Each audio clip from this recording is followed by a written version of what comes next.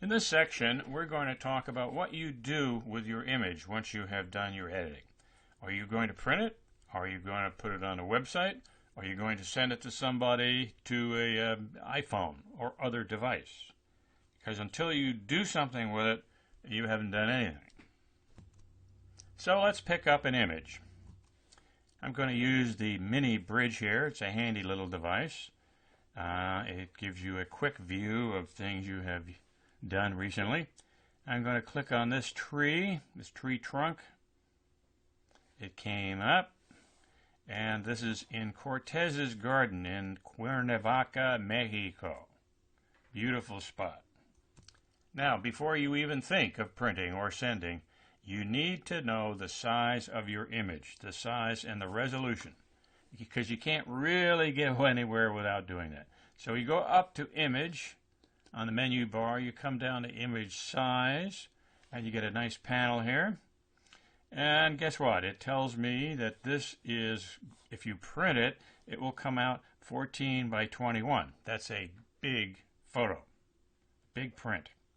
And it also has the maximum resolution for a printed image, 360 pixels per inch.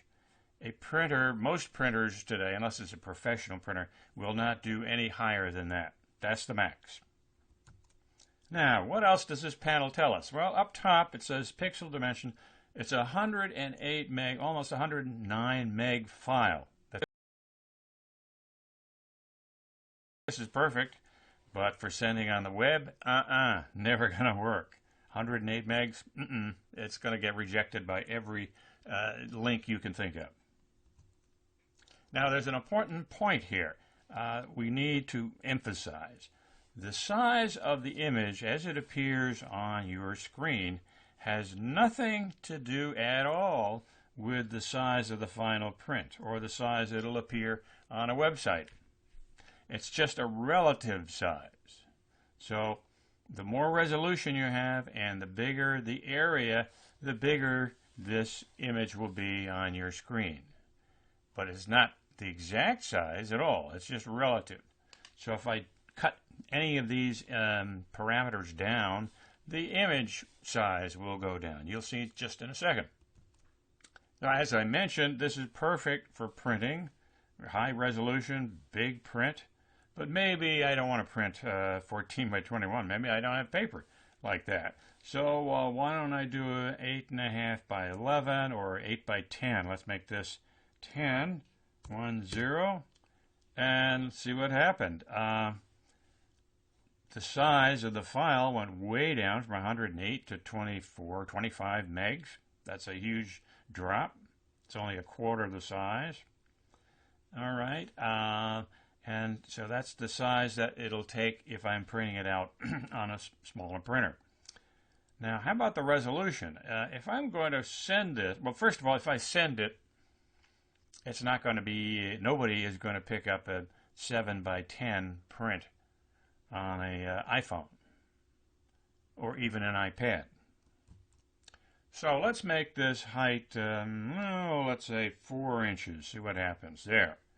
Okay, well, we've come way down. We're only at 4 megs. We were at 108, 109.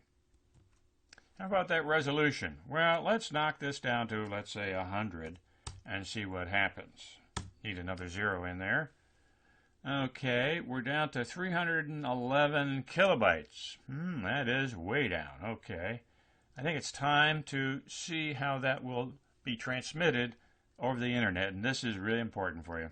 So we hit OK because our resolution is all right. The size is, it's a good size, but it's not unreasonable. And you see how also it has reduced the number of pixels, the width and the height of the pixels. That's in direct relation to the size in inches. Okay, so we hit OK. Whoa, look what happened to our image size on the screen. As I said, this is it's not going to print out that size, of course. It's relative. Remember that word. It's relative and proportional. So you can bump that up by hitting Command +sign if you're in Mac, or Control plus. Oop, there we are. It's a little too much. But you can see, well, on that last bump, see how we've gotten some pixelation in here. It's not quite the same resolution. Of course, you don't get something for nothing.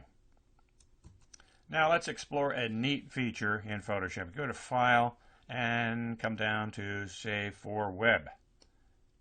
This brings up a great little application. It gives you up to 4-up comparison of how that is going to appear once you hit the Go button. Here's your original 312K. The second choice is 18, and you go down to 17. Well, the 18 is pretty good.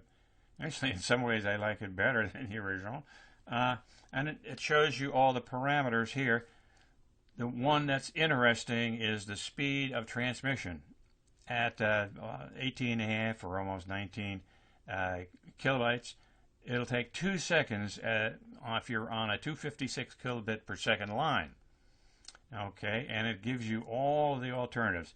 Let's see, my modem line is 512, about that big, so it'll take a second to be transmitted over my line.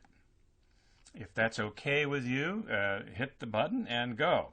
If it's not, find out what the speed of your line is, or the speed of the line that you're going to send it over, and adjust it accordingly.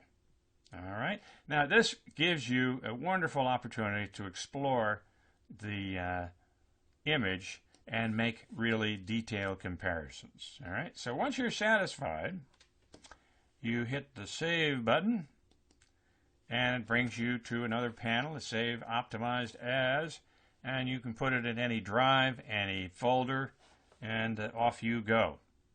So that is the story on printing and sending images.